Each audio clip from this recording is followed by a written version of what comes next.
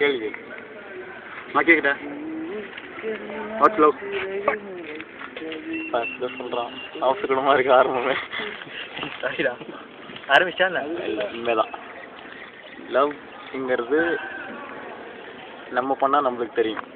அது எப்படின்னா அது வந்து ஒரு ப்ராப்பர் டெஃபினேஷன் கிடையாது. ஒரு பொண்ணை பார்த்த உடனே உனக்கே ஒரு ஃபீலிங் தோணும்.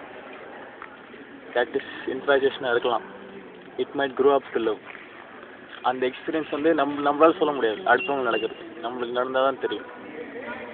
அதுக்கு பேர் சொல்லுவாங்க, நிறைய இது சொல்லுவாங்க, அதுக்கு ஞாபகம் இல்லை. பட் லவ்னா எக்ஸ்பீரியன்ஸ் பண்ண தான் தெரியும். வேற என்ன?